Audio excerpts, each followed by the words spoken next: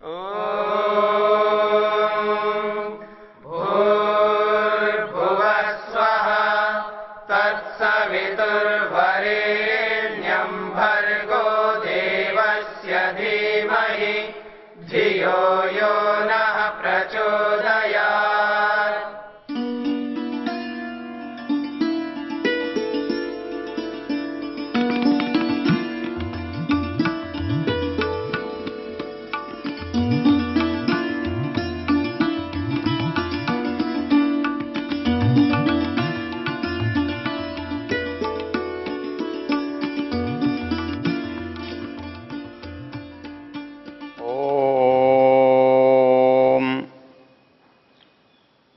वेद मनुष्य को व्रती होने के लिए कहता है और आने वाली पीढ़ी के लिए अनुव्रती होने का निर्देश देता है।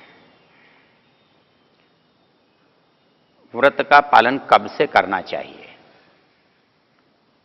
वैसे तो सारा जीवन हमारा व्रतों में ही जाता है, लेकिन व्रत का जो प्रारंभ है वो हमारी जब समझ आती है, हम बच्चे को ये बता सकते हैं कि ये करना ये नहीं करना। जब बालक करने लगता है, करने में समर्थ होता है, तब हम उसे व्रती बनाते हैं। और व्रती जब हम किसी को बनाते हैं, उस व्रत की पहचान के लिए, ये व्रती है ये बताने के लिए हम उसे यज्ञोपवीत धारण करवाते हैं, उपनयन कराते हैं। इस यज्ञोपवीत को हम व्रतबंध कहते हैं। अर्थात यहाँ से हमने अपने संकल्पों पर चलने का निश्चय कर लिया होता है। जिस दिन बालक आचार्य के कुल में प्रवेश करता है, वहां से उसकी व्रतचर्या प्रारंभ होती है। उसे आचार्य कुछ नियम बताता है, उन नियमों पर चलने का उपदेश देता है और उस समय से उसके जीवन को व्रत में हम ढालते हैं। व्रतों का महत्व इस बात से भी पता लगता है कि मनुष्य विद्वान चाहे न बन सके, किंतु उसे व्रती बनना चाहिए। जब हम बालक को पढ़ाते हैं गुरुकुल में पढ़ने के बाद हम उसे वर्ण देते हैं। वो समाज में किस योग्यता का व्यक्ति है ये प्रतिपादित करते हैं। तो उस समय जो हमारे गुरुकुल से पढ़कर निकलता है उसे हम स्नातक कहते हैं। स्नातक आज भी कहलाते हैं, स्नातक की उपाधि कहलाती है। आप बीए को स्नातक कहते हैं, आप एमए को स्नातकोत्तर कहते हैं, उसके बाद शोध कहते हैं। किंतु यहाँ स्नातक का अभिप्राय अर्थात उसको जो चाहिए उसमें से वो निकला। सामान्य रूप से स्नात का अर्थ है स्नान करना, और स्नातक का मतलब है जिसने स्नान कर लिया, अर्थात विद्या का जिसने अवगाहन कर लिया। विद्या के समुद्र में, विद्या के तालाब में जो गोता लगा चुका, अर्थात उसके पास मैल नहीं है, अज्ञान का मैल नहीं है, क्योंकि उसके पास ज्ञान होने से वो स्नान कर चुका है और जितने मैल बाहर के आते हैं वो सब हट चुके हैं, उसके पास से मिट चुके हैं। तो इसलिए वो स्नातक बना है। हमारे यहाँ स्नातक बनाने की जो प्रक्रिया है वो 3 तरह के स्नातक बनते हैं। उनसे हमको ये पता लगेगा कि हमारे जीवन में व्रत का क्या महत्व है, क्या मूल्य है। हम एक बालक को चाहते हैं वो विद्यावान भी बने, वो व्रती भी बने, वो धार्मिक भी बने। जो व्रती है वो धार्मिक है, तो वो व्रती बने। लेकिन ऐसा हो सकता है कि कोई व्यक्ति व्रत पालन में असमर्थ हो सकता है कोई विद्या ग्रहण करने में समर्थ न हो। इसलिए हमारे शास्त्रों ने विकल्प रखा हुआ है। आचार्य स्नातक यदि समझता है कि ये केवल विद्वान है तो उसको विद्या स्नातक कहता है। यदि ऐसा समझता है कि इसके पास विद्या तो नहीं है लेकिन आचरण इसका बहुत अच्छा है, आचरण में श्रेष्ठ है, तो उसे व्रत स्नातक कहते हैं। हां, जिसके पास दोनों हैं, जो विद्वान भी है और धार्मिक भी है, नियम वाला भी है, विद्या वाला भी है, उसे विद्याव्रत स्नातक कहते हैं।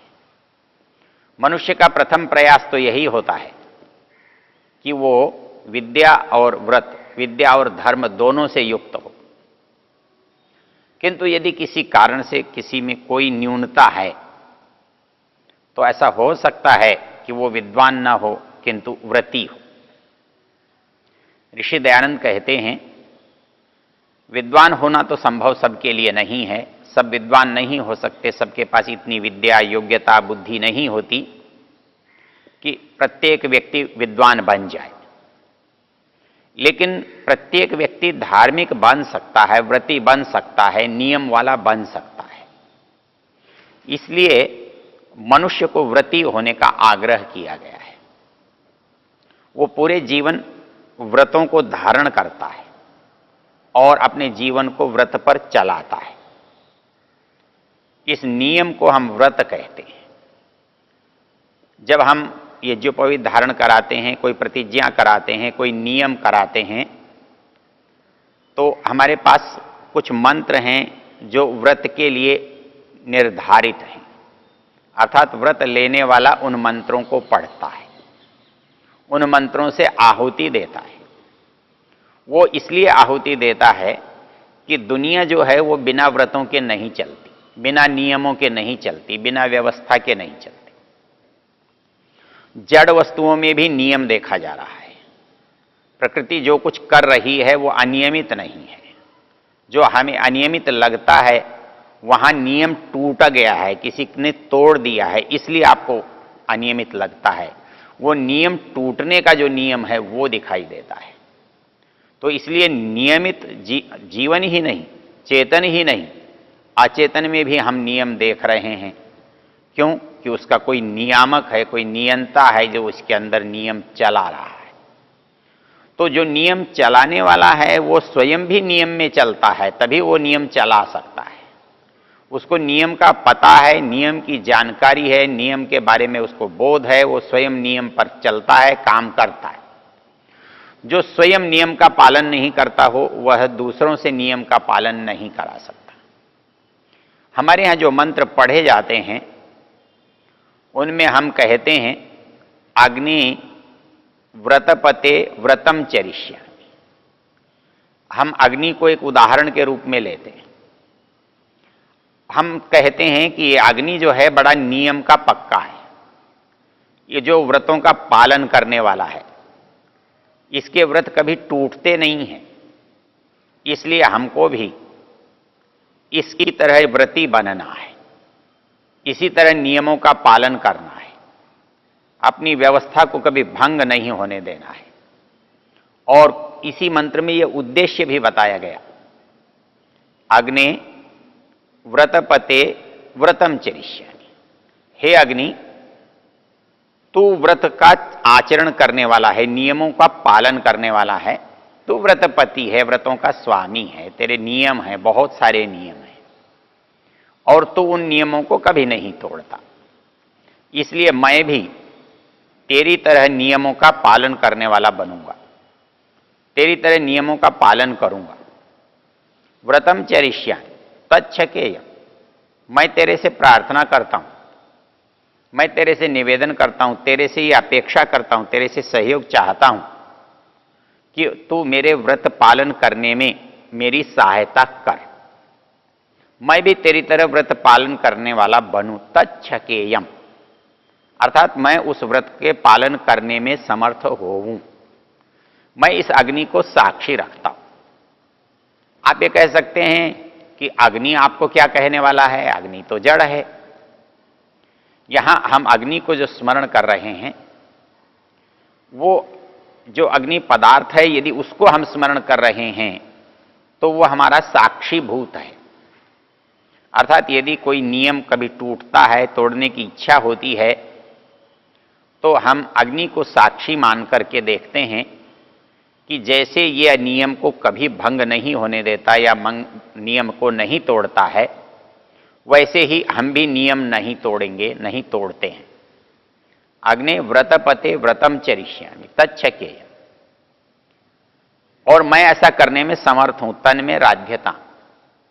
क्यों ऐसा करने में समर्थ हूं? अर्थात व्रत हम क्यों पालन करें? व्रत पालन करने से हमें क्या लाभ होने वाला है?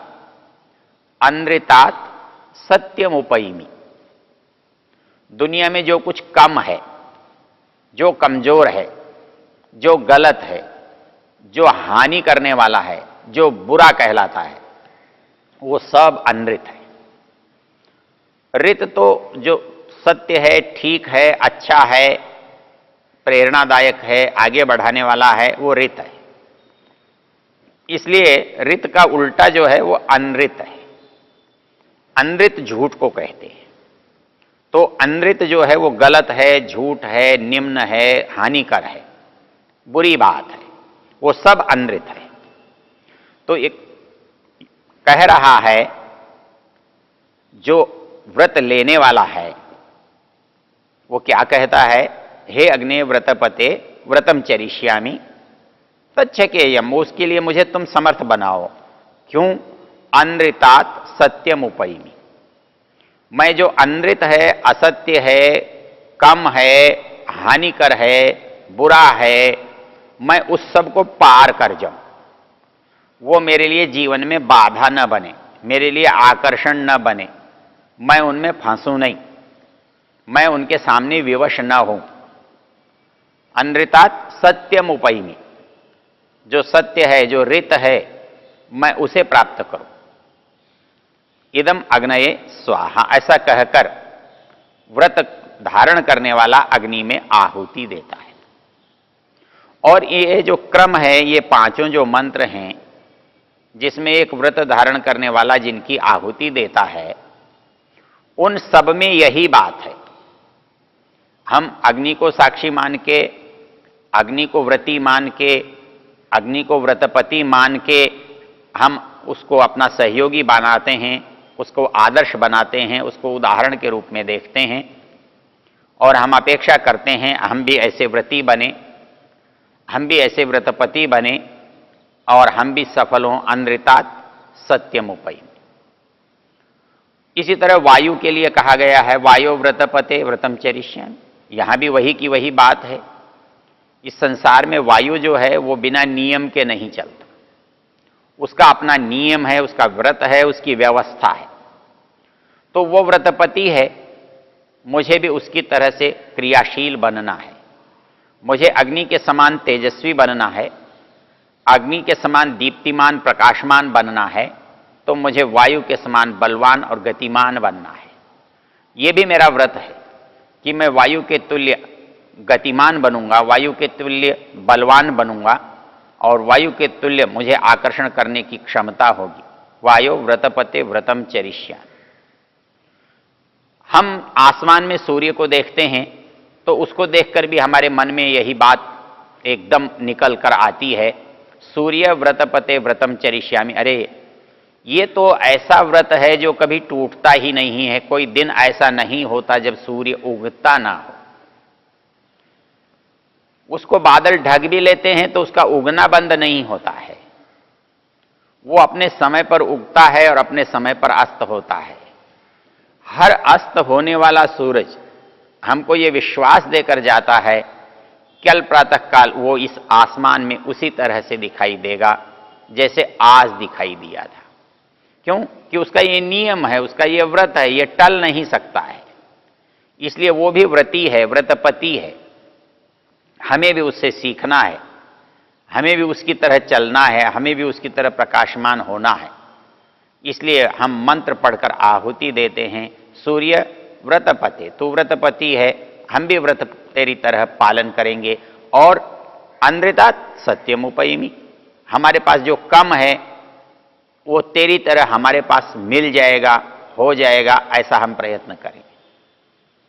हम आकाश में चंद्र को देखते हैं तो उसको भी व्रत पाते हैं, उसके अंदर भी व्रत देखते हैं, और उसको भी देखकर हम यही कह उठते हैं, अरे भाई तू भी तो व्रत वाला है, तेरू भी नियम वाला और व्यवस्था वाला है।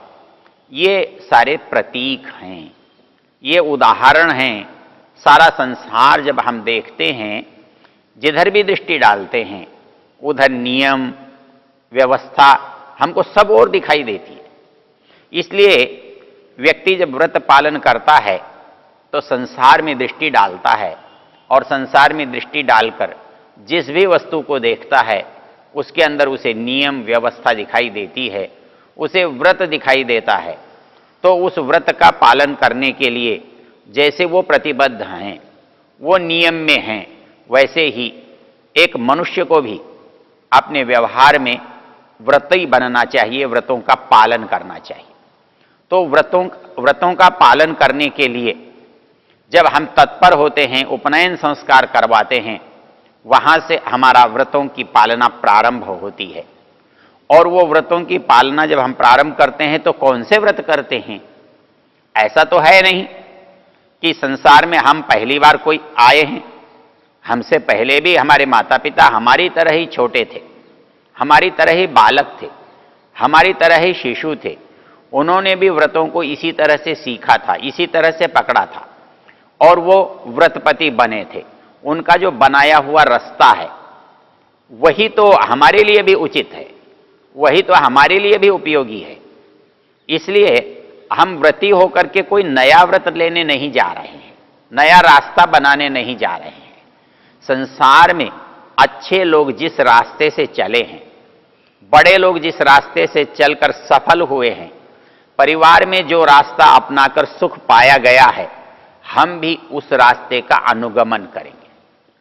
कई बार ये प्रश्न पूछा जाता है, जी कोई व्रत गलत ले। गलत व्रत नहीं होता, व्रत जो है वो अच्छा ही होता है, व्रत जो है आदर्श ही होता है।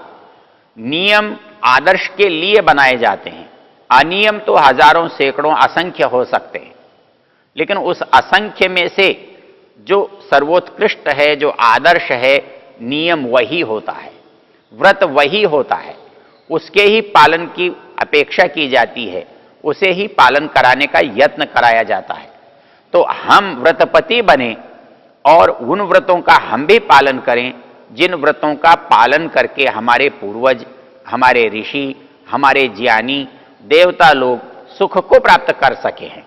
उस व्रत को यदि हम भी पालन करेंगे तो हमारा व्रत पर चलना अनुव्रति होना होगा, और जब हम अनुव्रति होते हैं तो हम उस मार्ग पर जाकर के सुख को प्राप्त करते हैं और अत्यंत आनंद के लिए अनुव्रति बनकर सबका कल्याण करते हैं।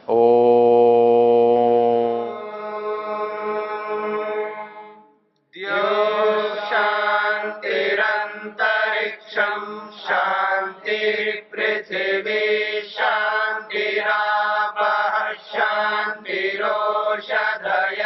शांतिः वनस्पतयः शांतिर्विश्वे देवा शांतिर्ब्रह्म शांति सर्वं शांति शांतिरेव शांति क्षमा शांतिरेधि।